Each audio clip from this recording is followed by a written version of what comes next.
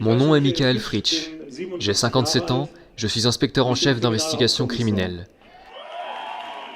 Quand j'avais 17 ans, j'ai commencé à travailler dans la police de Basse-Saxe. Je n'ai rien connu d'autre. Mon père était policier, mon frère est policier, et je suis le père de 3 hommes formidables. Je suis en réalité un ami de la parole libre et de l'improvisation. Cependant, étant pleinement conscient de l'importance et du possible impact de mon discours, j'ai décidé pour cette fois de le préparer et de le lire mot à mot. Et croyez-moi, j'ai mesuré chaque mot avec attention. Les chefs de département de police sont des fonctionnaires politiques. Quelqu'un peut-il faire carrière dans les pouvoirs judiciaires s'il prend des décisions politiquement indésirables? Les projets de loi sont écrits par des groupes de pression, et quand on regarde, il n'est pas rare que le tribunal constitutionnel explique aux politiciens que ces lois ne sont pas constitutionnelles. Et les médias... J'ai été à Berlin l'autre jour, et je sais, comme beaucoup d'entre vous, combien il y avait de manifestants pacifiques. À tous les représentants des médias et aux politiciens, j'aimerais vous rappeler cela aujourd'hui. On ne croit pas les menteurs, pas même quand ils disent la vérité. Vous avez creusé votre propre tombe. L'humanité n'est ni aveugle, ni stupide. Le monde peut s'informer par beaucoup de canaux d'information aujourd'hui et exposer vos mensonges. Il y a un tas de mensonges, d'opinions également, mais il n'existe qu'une seule vérité. Elle nous atteint tous à un moment. Aujourd'hui, j'aimerais dire quelque chose sur le paragraphe 5 de la loi de protection contre les infections. Ça parle des épidémies d'ampleur nationale. Paragraphe 1. Le Parlement fédéral allemand déclare une épidémie d'ampleur nationale. Le Parlement fédéral allemand annule la situation d'épidémie d'ampleur nationale quand les exigences de sa déclaration n'existent plus. J'ai vu une vidéo en venant ici du professeur Sucharit Bhakdi. Il dit « Nous n'avons jamais eu une épidémie d'ampleur nationale en Allemagne. » Les questions suivantes me sont alors venues. Premièrement, le gouvernement fédéral a-t-il analysé les risques liés aux mesures de confinement? Si oui, quelles ont été les conclusions? Deuxièmement, avec tous les faits et les affirmations de la science et de la médecine qui prouvent que le taux de mortalité du coronavirus est minime, pourquoi le Parlement fédéral allemand n'a pas levé la déclaration de situation d'épidémie? Celui qui affirme quelque chose doit pouvoir le prouver, et quiconque pose une question, bon sang, a le droit d'obtenir une réponse. Dans l'article 5 de la loi de protection contre les infections, on décrit la situation d'épidémie d'ampleur nationale.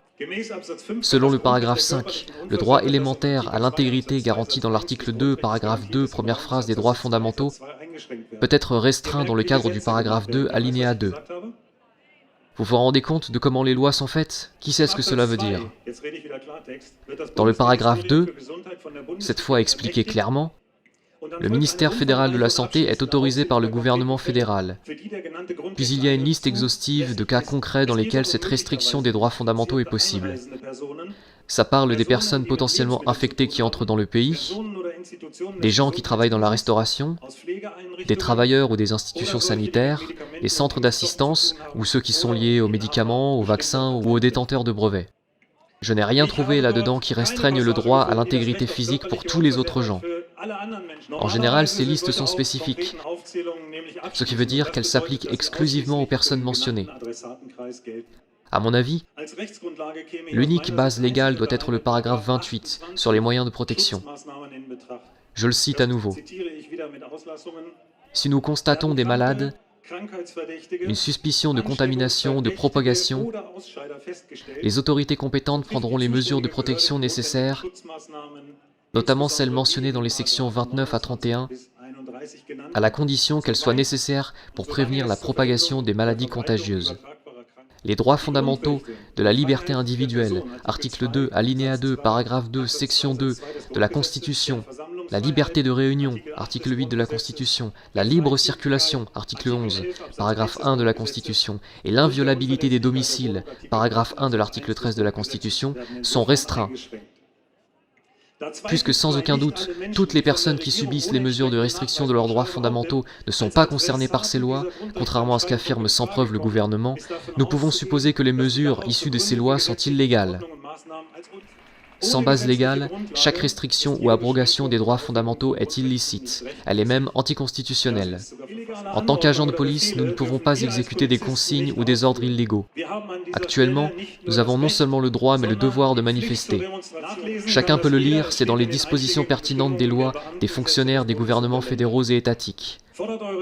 Demandez à vos supérieurs, à vos collègues, que les ordres en cas de manifestation soient écrits et signés de leur nom et prénom.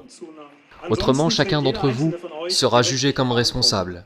D'ailleurs, il y a un proverbe à ce sujet. Ils pendent les petits et laissent courir les grands. Andreas Claus, qui est malheureusement mort trop tôt, a dit « Souvent, on dit que nos politiciens sont stupides. Ils ne le sont pas. Ils représentent d'autres intérêts. Si vous voulez comprendre les politiciens, demandez-vous de qui ils représentent les intérêts. En tant que fonctionnaire, je me suis compromis avec la fidélité. Cette fidélité s'applique exclusivement envers notre Constitution et envers l'État de Basse-Saxe. J'ai prêté serment sur notre Constitution et sur nos lois, mais pas sur un programme politique ou un parti. En tant que fonctionnaire, j'ai des supérieurs et je suis obligé de suivre leurs instructions jusqu'à un certain point, mais je ne suis pas un être humain soumis à l'obéissance inconditionnelle. Je sers tous les gens et surtout ceux qui se trouvent en situation de détresse, parce que je suis un protecteur.